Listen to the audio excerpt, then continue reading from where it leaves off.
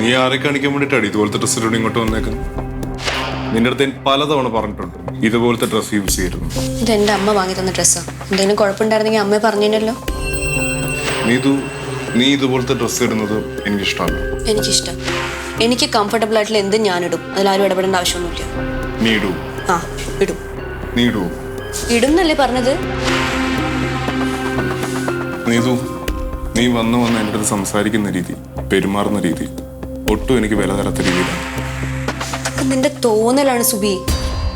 ഞാൻ നിനക്ക് വില തരുന്നോണ്ട് മാത്രമാണ് ഇന്ന് നിന്റെ മുന്നിൽ ഇവിടെ ഇരിക്കുന്നത്. എനിക്ക് നിന്നോട് കുറച്ച് കാര്യങ്ങൾ പറയാനുണ്ട്. പറഞ്ഞു. 4 വർഷം നമ്മുടെ റിലേഷൻഷിപ്പ് തുടങ്ങിയിട്ട് അന്ന് തൊട്ട് ഇന്ന് വരെ ഞാൻ നിന്നോട് ജെന്യൂനായിട്ട് മാത്രമേ നിന്നിട്ടുള്ളൂ. എനിക്കറിയാം സ്നേഹക്കൂടുതൽ കാരണം നീ ഇങ്ങനെയൊക്കെ പെരുമാറുന്നതെന്ന്.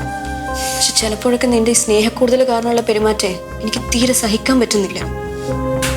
നീ കുറെ ആയാലോടി സഹിക്കാൻ പറ്റുന്നില്ല പറയാൻ തുടങ്ങിയിട്ട്. ഇനി സഹിക്കാൻ പറ്റുന്നില്ലെങ്കിൽ കളഞ്ഞിട്ട് പോണോടി. വെറുതെ നശിപ്പിക്കാൻ പോവാൻ തന്നെയാ വന്നത്. നേരിട്ട് വന്ന് പറഞ്ഞിട്ട് പോകുന്നതല്ലേ എൻ്റെ ഒരു മര്യാദ.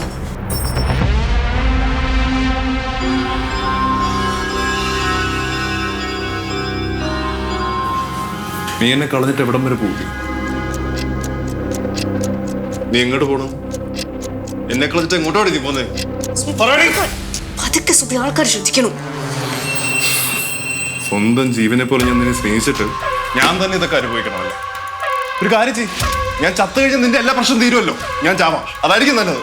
നിനക്കെന്താ ഭ്രാന്താണോ? രണ്ടുപേര് തമ്മിൽ സ്നേഹിച്ച് അഡ്ജസ്റ്റ് ചെയ്യാൻ പറ്റില്ലെങ്കിൽ പിരിയുന്നതല്ലേ നല്ലത്. ഇങ്ങനെ രണ്ടുപേർക്കും ഹാപ്പിനെസ് ഇല്ലാതെ മുന്നോട്ട് പോയിട്ട് എന്ത് ചെയ്യാനാ? കല്യാണം കഴിഞ്ഞ് ഇങ്ങനെയൊക്കെ മുന്നോട്ട് പോകാൻ എനിക്ക് പറ്റില്ല സുബി. എനിക്ക് ഇത്ര ടോക്സിക് നേച്ചർ പറ്റില്ല.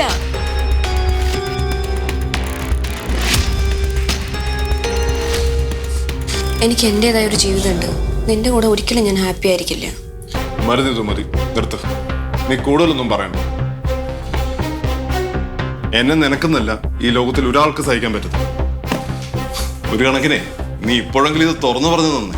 നീ അടിപൊളിയായിട്ട് ജീവിച്ച് കാണിക്കും.